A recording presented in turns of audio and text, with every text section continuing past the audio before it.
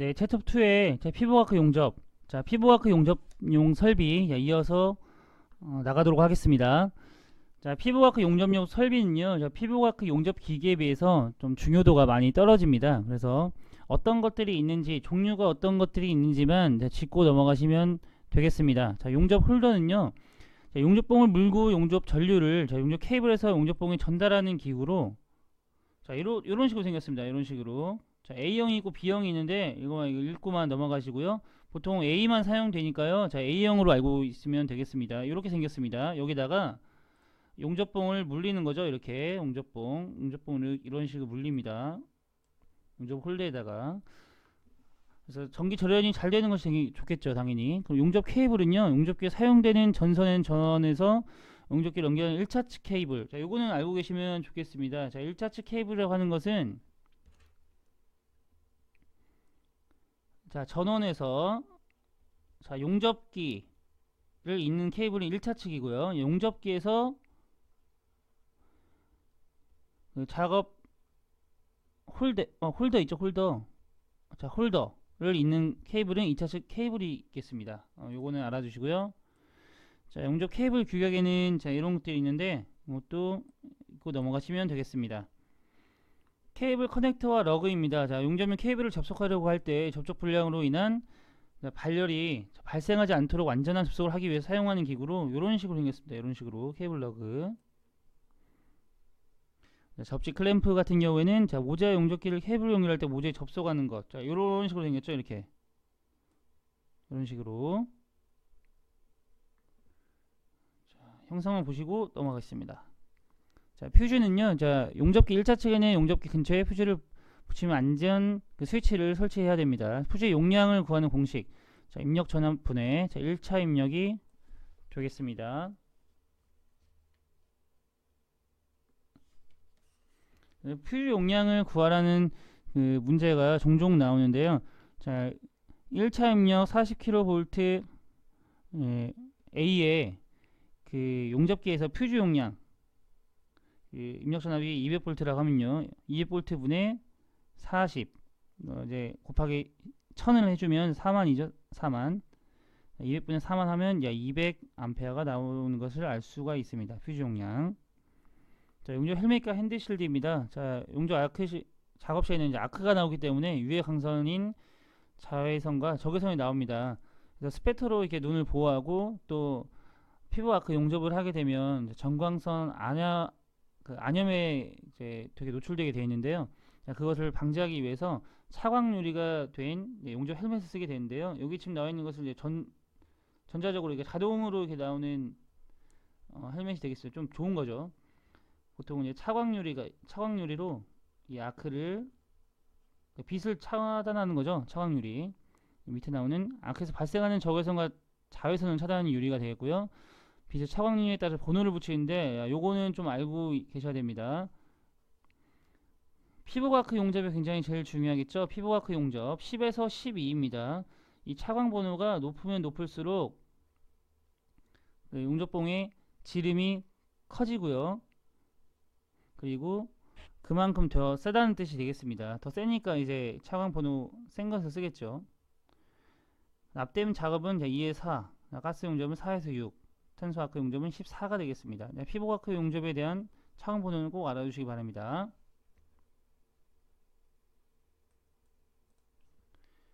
자, 피부 아크 용접봉입니다. 자, 이것은 피부 아크 용접 기기만큼 굉장히 중요한 부분인데요. 이것 또한 별 3개 쳐주시기 바랍니다. 자, 용접봉의 분류론요. 자, 보호 방식에 따른 분류. 요거는 그 이 3가지가 있다는 것만 아시면 됩니다. 가스 발생식, 슬래그 생성식, 반가스 발생식. 이 3가지가 있다는 것만 아시면 되고요. 그래서 종종 나오니까 아셔야 됩니다. 꼭. 이거는 굉장히 잘 나옵니다. 이건 용융 금속의 이행 형식이 있다는 분류로, 자, 스프레이형, 글로블러형, 단략형이 있는데, 자, 용접봉에서 이게 지금 탐구에서 용접 이행에 대한 설명이 잘 나와 있으니까요. 이쪽에서 설명드리겠습니다. 자, 용접이 용융주에 접촉해서 단락되고, 자, 표면 장력의 작용으로 모재에 옮겨서 용착된다는 것. 자, 여기 보시면 이게 단락된다는 것은 떨어져 나간다는 뜻이거든요. 떨어져 나가서 이렇게 이행이 된다는 뜻입니다. 스프레이형은요. 자, 피복제 일부 가스화에서 자, 미세한 용적이 스프레이와 같이 날려 모재에 옮겨가는 방식이죠. 그러니까 단락형과는 달리 이렇게 미세 입자로 바뀌어서 이렇게 스프레이처럼 이렇게 날려가는 용착되는 방식 스프레이형이 되겠고요. 보통 피부과크 용접봉 사용 시에 이렇게 나옵니다. 그러니까 스프레이형이 굉장히 제일 중요하겠죠. 자, 글로블러형이라고 하는 건요, 비교적 큰 용적이 단락되지 않고 옮겨가는 형식. 보통 서브마지드 아크 용접과 같이 대전류 사용 시에 나타나는 이행 방식입니다. 단락되지 않고 이게 좀 크죠. 이렇게 스프레이보다 이게 좀 덩어리가 좀 크죠. 이런 것들. 그래서 이 용융금속의 이행 형식에 따른 분류가 굉장히 잘 나옵니다. 스프레이형, 글로블러형, 단락형. 용접 재료에 따른 재질에 따른 분류는 잘 나오지 않으니까요. 자, 우선 읽고만 넘어가시면 될 것 같고요. 자, 피복제의 역할 굉장히 중요하죠. 이것도 별표 5개. 아크를 안정시키고요. 환원성 분위기입니다. 산화성이 아닙니다. 산화 질환을 방지해야 되기 때문에 환원성 분위기로 하는 거예요. 용융 금속의 용적을 미세화하여 자, 용착 효율을 높입니다. 냉각 속도를 느리게 해서 급냉을 방지합니다. 왜 그래야 될까요? 냉각 속도가 빨라지게 되면 급냉되게 되면요, 이거는 굉장히 불안정해집니다. 불안정한다는 뜻은 자, 취성이 생긴다는 뜻이죠. 깨지기 쉬운 거죠. 깨지기 쉬운. 품질 좋은 용접을 만들기 위해서는 이렇게 급냉을 방지해서 좀 안정적으로 용접을 할 수 있도록 해야 됩니다. 자, 탈산 정연 작용을 하고요. 요용점이 낮은입니다. 낮은. 자, 요용점이 낮은 적당한 점성의 가벼운 슬래그를 만들어야 되고요. 슬래그를 제거하기 쉽게 하고, 이거 뭐 다른 얘기하면 박리성이라고 얘기하는데요. 박리성. 슬래그 박리성이 좋다. 슬래그를 제거하기 쉽다. 같은 말입니다. 파형이 고운 빛을 만들어야 되고요. 스패터 발생을 당연히 적게 해야죠. 스패터라고 하는 것은 아크 길이가 길 때 나오는 모재의 표면에 달라붙는 그런 불순물이라고 보시면 되겠습니다. 떨어져 나가는 거죠, 다. 용착금속에 필요한 합금 원소를 첨가시킨다. 전기 절연 작용한다. 이 피복제 역할 굉장히 중요합니다. 자, 피복 배합제 성분 보시겠습니다. 자, 피복 배합제 성분은 굉장히 외워야 할 것이 굉장히 많은데요. 이 부분은 가끔 종종 나오긴 하는데 사실 이것은 좀 제일 마지막에 시간이 나실 때 공부하시라고 추천드리고 싶습니다. 그렇게 자주 나오는 건 아니지만 종종 나오긴 합니다. 자, 아크 안정제로는 자, 산화 티탄, 그리고 규산 나트륨, 석회석, 규산 칼륨 등이 있고요. 아크를 안정시켜주는 역할을 해줍니다. 가스 발생제로는 뭐 녹말, 톱밥, 석회석, 탄산 바륨 뭐 이런 것들이 있고요. 슬래그 생성제는 뭐 산화철, 일미나이트, 산화티탄, 이산화망간, 석회석 이런 것들이 있고요. 이게 그러니까 석회석이라고 해서 슬래그 생성제만 있느냐, 그것이 아니고 가스 발생제 역할도 하고요. 중복으로 되는 것들이 많기 때문에 굉장히 외우기가 좀 어렵습니다. 탈산제의 역할은 좀 우선적으로 외워두시고요. 탈산제는 자, 규소철, 망간철, 티탄철, 철합금 또는 금속 망간, 알루미늄 등이 사용되는데요. 요것은 아까 좀 전에 말씀드렸다시피 좀 시간이 남으실 때 다른 것을 공부하시고 뭐 피복아크 용접기기나 피복제 역할, 용접용 피복아크 용접봉 이런 것들을 공부 다 하신 다음에 시간 남으실 때 보시면 되겠습니다.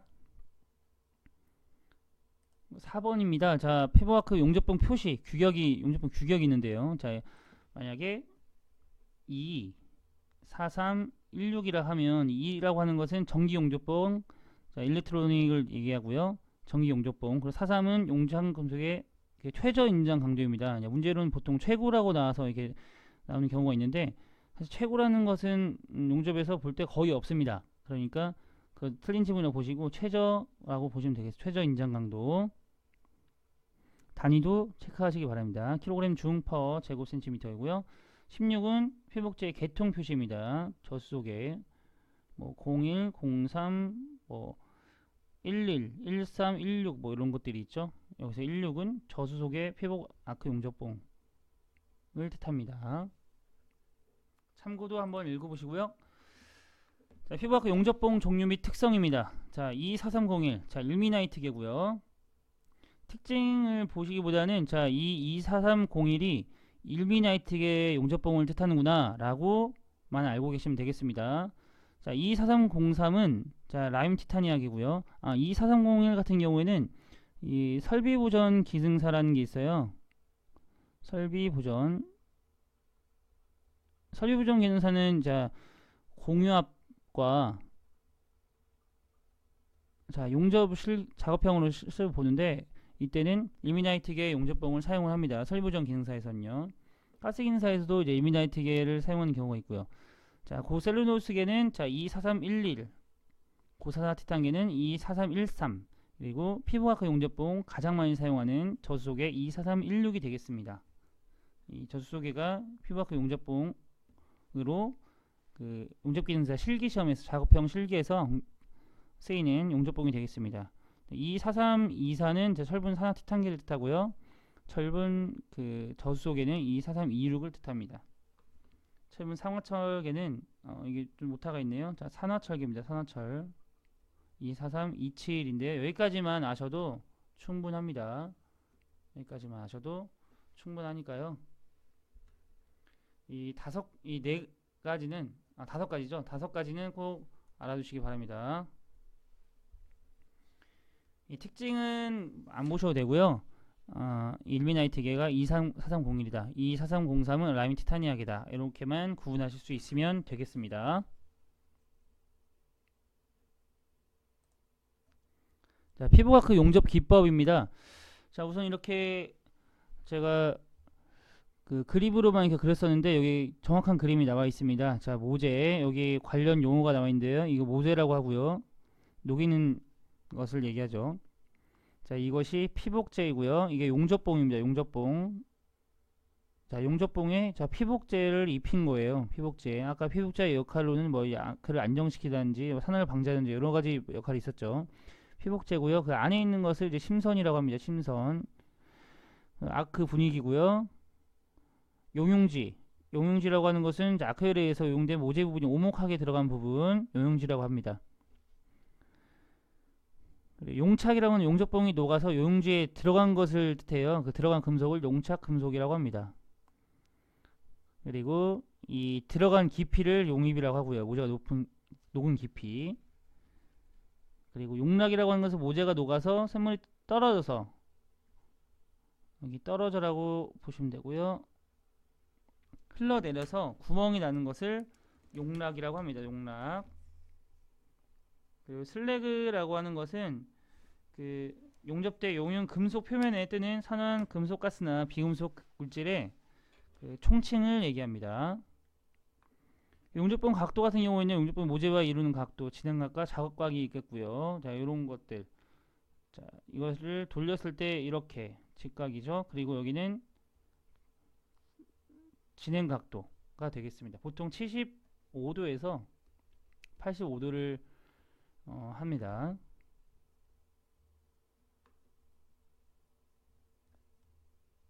네, 참고적으로 용접 이별이라는 용어가 있는데요. 자, 용접부에서 외부에 주어지는 열량을 뜻합니다. 이것은 구하는 공식이 있는데, 자, 이 용접 속도분의 60 곱하기 아크 전압 곱하기 아크 전류를 하면 용접 이별을 구할 수가 있습니다. 네, 보통 모재 흡수 열량은 이별의 75에서 85%. 이 수치가 중요합니다. 구하는 공식도 종종 나오니까요. 알아두시고요. 자, 좀 전에 말씀드렸다시피 이렇게 작업각이 있고요. 작업각 그리고 진행각이 있습니다. 자, 아크 길이는 보통 아크 길이는 이렇게 모재에서 자, 용접봉 이 사이를 뜻하죠. 사이. 그러니까 다시 평면으로 보시면 자, 이 부분을 자, 아크 길이라고 하는데요. 자, 이 부분은 아크 길이. 보통 용접봉은 우리가 3.2파이짜리랑 그리고 지름이 4파이짜리를 쓰는데 보통 이 심선이 지름 정도 3.2나 이런 걸 사용하거든요. 보통 3mm 정도가 되겠습니다. 되도록 짧은 아크를 유지하는 것이 유리한데 용접을 하다 보면 너무 짧게 하면 모재 그 용접봉이 붙어버리고 너무 길게 하면 아크가 꺼지기 때문에 굉장히 숙련된 기술이 필요하겠습니다. 아크가 길이가 길게 되면 그 아크가 불안정해지고 자 용연 금속이 산화 및 재라되기가 쉽고요. 자 열집중 부족 현상이 일어나고 스패터가 발생이 됩니다. 그 용접 결함 중에 스패터는 이제 아크 길이가 긴 것이 가장 큰 원인이 되겠습니다. 자 용접 속도로는 자 모재에 대한 용접법 방향의 아크 속도를 뜻하고요. 자 모재의 재질, 이음 모양, 그 용접봉의 종류 및 전류값, 유빙 유무 등이 용접 속도에 영향을 미칩니다. 이런 것들도 문제로 나온 적이 있습니다. 자, 아크 전류와 아크 전압, 용접 속도와 용입의 관계로 보시면 아크 전류와 아크 전압을 일정하다고 치면 속도가 증가하면 비드폭은 좁아지고 용입은 얕아집니다. 그리고 전류가 높을 때 용접 속도는 증가하고요. 아크 전압이 보통 커지면 다른 것은 이제 일정하다고 봤을 때 전압이 커지면 자 용입은 커지게 됩니다. 아크 발생법으로는 두 가지가 있는데요. 이렇게 모재에 찍어서 아크를 발생하는 방법이 있고 그 모재에다 용접봉을 긁어서 살짝 긁어서 아크를 발생시키는 방법이 있겠습니다. 보통 우리 성냥개비에서 이렇게 성냥 붙일 때 하는 방법이 긋기법이라고 보시면 되겠습니다. 일반적으로는 그 찍기법은 모재에도 손상이 많이 가기 때문에 긋기법을 많이 사용하기 덜 손상이 가기 때문에 긋기법을 많이 사용을 합니다. 그거는 뭐 이제 용접을 하실 때 실기 작업을 하실 때 맞는 걸로 사용하시면 됩니다. 자 그럼 운봉법입니다. 자 운봉법이라고 하는 것은 용접 자세에 따라서 이렇게 운봉법이 있는데요. 자, 직선으로 가느냐, 뭐 소파형으로 가냐, 대파형으로 가냐. 소파형이라는 건 작은 파형이죠. 대파형은 좀 큰 파형. 자 원형으로 가느냐, 아니면 삼각형으로 가느냐, 각형으로 가느냐 이런 것들이 있는데요. 이거는 그다지 중요도가 높지 않기 때문에 한번 잊고 지나가시고요. 자 이제 용접 결함이 중요합니다. 용접 결함. 이 용접 결함 분류 굉장히 잘 나오는데요. 우리의 용접 결함이라 하면 뭐 일반적으로 알고 있는 우리의 결함이라고 하면 이제 구조상 결함을 뜻하는데요. 기공 및 피트 구멍이 뚫린 거죠. 슬래그가 잠입했거나 용입이 부족하거나 언더컷, 오버랩, 균열, 선상조제, 온점 이런 것들은 구조상 결함이 되겠습니다. 치수상 결함은요. 자 변형되는 거에 대한 불량인데요. 변형, 치수 불량, 형상 불량이 있겠고요. 자, 성질상 결함에는 기계적 불량이 있고 화학적 불량이 있는데 인자강도, 경도, 항복 강도, 피로 부족, 화학적 불량은 부식이 있겠습니다. 이 세 가지를 구분하는 문제가 많이 나옵니다. 자, 참고 부분은 자 읽고 넘어가시면 되겠고요. 자, 이게 또 용접 결함 종류와 대책. 잘 나오죠. 별표 3개. 우선적으로 우리가 알고 있어야 될 그 결함, 대표적인 결함에는 세 가지가 있는데요. 용입 불량과 자 언더컷, 그리고 다음 장에 나오는 오버랩이 있겠습니다. 오버랩. 이 용입 불량과 언더컷 그리고 오버랩에 대한 그 원인은 꼭 알고 계셔야 되는데요. 용입 불량은 뭐 다른 뭐 설계의 결함 뭐 이런 거보다도 사실 제일 중요한 게 용접 전류가 낮을 때와 용접 속도가 너무 빠를 때입니다. 자, 상식적으로 생각해 보시면 자 용접 속도가 너무 빠르게 되면 이게 충분히 용입을 할 수가 없고요. 그냥 지나가게 되겠죠. 그래서 이게 용입이 불량하는 그런 결함이 발생되게 됩니다. 용접 속도가 너무 빠를 때. 자, 용접 전류가 날 때도 마찬가지입니다. 전류가 낮기 때문에 충분히 용입이 될 수가 없었던 거죠. 그래서 이걸 대책하려면 당연히 속도를 빠르지 않게 하면 되고 용접 전류를 높여주면 됩니다. 용입 불량은 전류가 낮을 때였고요. 속도가 빠를 때와 언더컷 같은 경우에는요.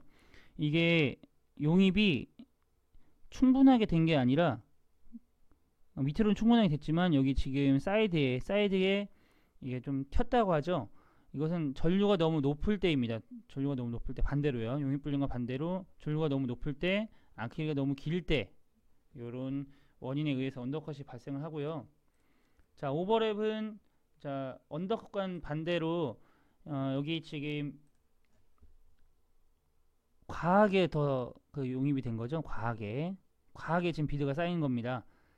그것은 이제 용접 전류가 너무 낮을 때고요. 자, 용입 불량과 같이 너무 낮을 때, 그리고 운봉 및 봉의 유지 각도를 불량하게 했을 때, 이런 것들에 대해서 원인에 의해서 오버랩이 발생을 합니다. 선상 조직 같은 경우에는 이렇게 지금 이 부분이 이렇게 선 조직으로 이렇게 나오는 그런 것을 선상 조직이라고 하는데요. 용접금속 냉각 속도가 빠를 때 나타나는 겁니다. 균열 같은 경우에는 이렇게 강성이 큰 경우, 그리고 탄소 이런 것들 함량이 많을 때 균열이 발생하고요. 과대 전류, 과대 속도. 기공 같은 경우에도 이제 보통 이제 수소가 나타나면 보통 기공입니다. 기공.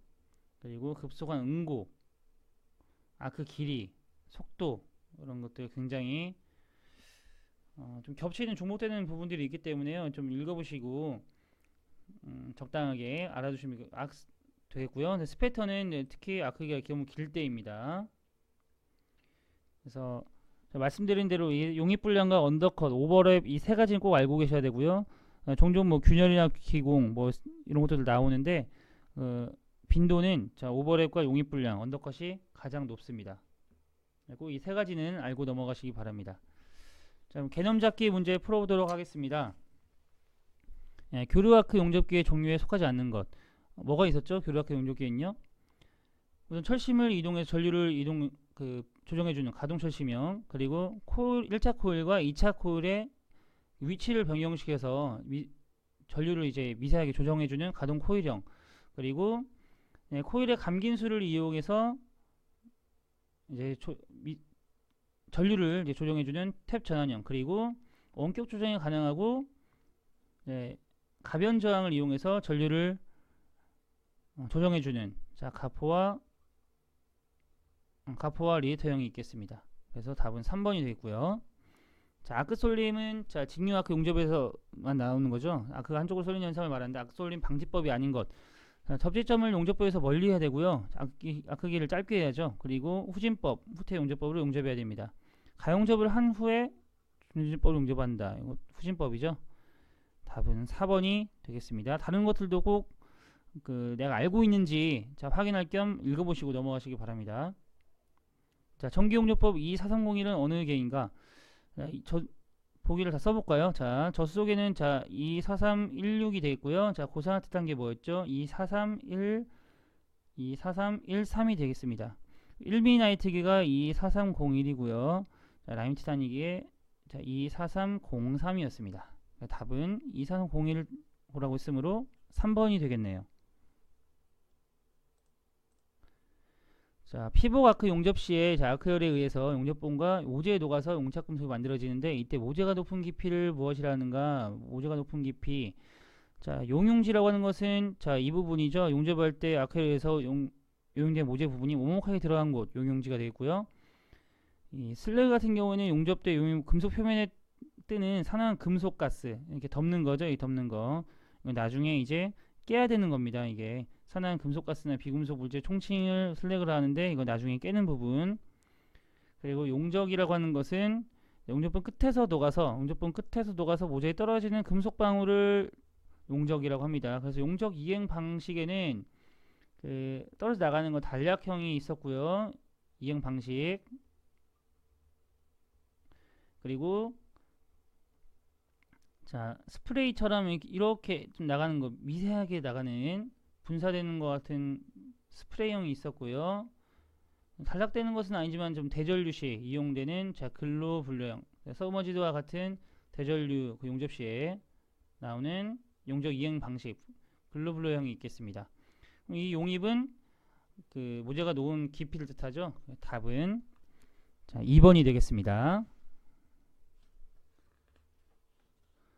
자, 이렇게 해서 챕터 2 이제 피복 아크 용접을 이렇게 공부했는데요. 자, 이 챕터 굉장히 중요합니다. 자, 복습도 철저히 해서 용접 기능사 이제 시험을 보셨을 때 꼭 이 챕터에 대한 내용이 나면 한 문제도 틀리지 말고 다 맞추시길 바라겠습니다.